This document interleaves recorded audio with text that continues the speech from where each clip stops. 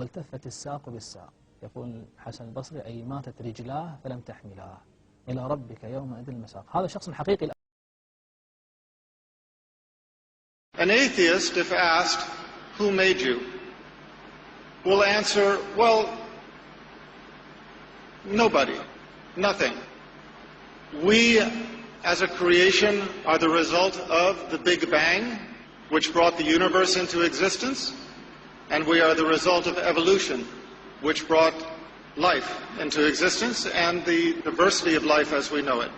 That is the atheist answer. But does that answer make sense? I would submit that it does not, and here is the evidence. To begin with, let's look at the Big Bang. First of all, let's understand that the Islamic religion does not have any problem with the Big Bang. Islamic religion does not deny that the Big Bang happened. The Islamic religion, however, teaches that the Big Bang was under the control of the Creator. Now, which makes more sense? For us to believe that it was a random event, or that it was under the control of the Creator? To begin with, the Big Bang did not start with the explosion. The Big Bang started long before.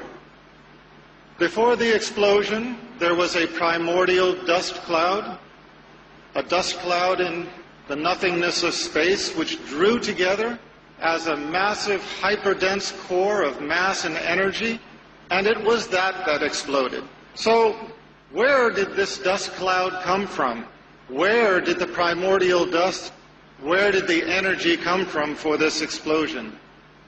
If there is one thing we know from science, it is that we do not get something from nothing. In the explosion, it was the greatest explosion in the history of our universe. It blew everything outward to the universe as we have it today, which is expanding as we know it. And yet we are to believe that this supposedly random event resulted in the perfection of the universe as we know it, whereas any other explosion results in destruction and chaos. We are to believe that the Big Bang resulted in the perfection of the universe as we know it. This is an example where science contradicts science. What do I mean by that?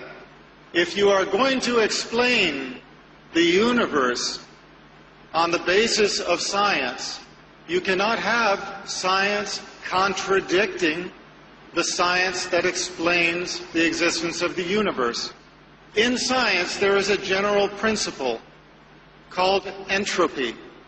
Entropy is the principle that unless there is a greater control over a process, the process tends to chaos. Now let's put it into real-world terms. It does not matter whether you are talking about your child's bedroom, the kitchen sink, your workplace, or a complex chemical reaction. If it is not under control, it generates into chaos.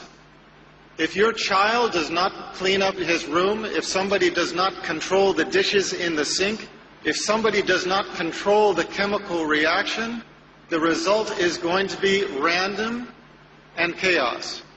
But we are to believe that the massive explosion of the Big Bang resulted in perfection and not chaos. This is an example where science contradicts science. In the same way, when the atheists explain our existence as living beings, they use the example of evolution, natural selection. First, there was a single-cell organism. From the single-cell organism evolved all of life as we know it. But you know, if there's one thing that we know from our lives, it is that if you look at something, you know where it came from. If you look at a painting, you know that there was a painter. If you look at a sculpture, you know that there was a sculptor. If you look at a building, you know that there was an architect and a construction company. And yet we are to look at creation and think that there is not a creator. This is the proposal. The proposal of the atheist is that we evolved by natural selection with the absence of a creator. But I have a question for those who put forward this theory. Natural selection can explain a lot of things. It can explain the diversity of species. It can explain the fossil record. It can explain where the dinosaurs came from and where they went to. But how can you explain where the soul came from? If you believe in the existence of a human soul, how can you explain this as having evolved? For that matter, how can you explain life as having evolved? And what do I mean by life? I mean the power that gives a body, once assembled, to live. We have reached a point in science where we can transplant virtually every organ of the body. We can make a Frankenstein if we so desire. But not all of the world's scientists over the history of mankind, if you brought them all together, cannot make them live. We cannot even make the wing of a gnat in the perfection that it has been made by our Creator.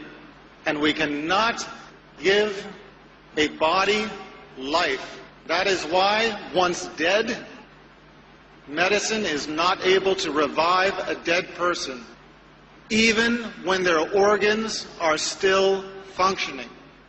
So, the explanation that we developed from natural selection is another example where science contradicts science.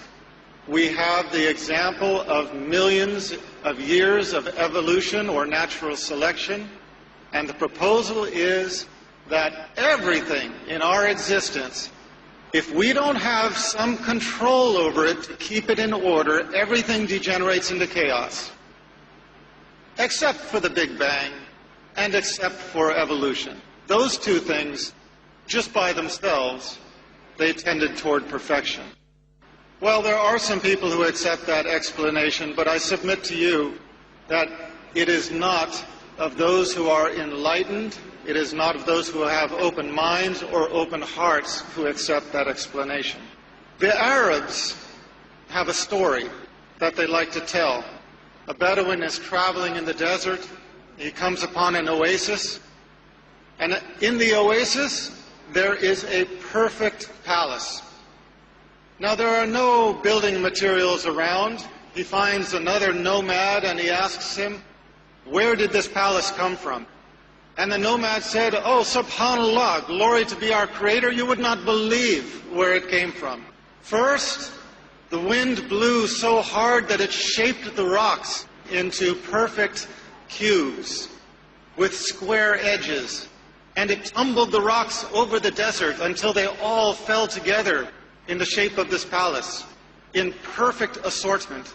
And then the wind blew the dust with some, hairs and fibers from the trees into the cracks and brought the rain, and that made the cement that cemented it all together.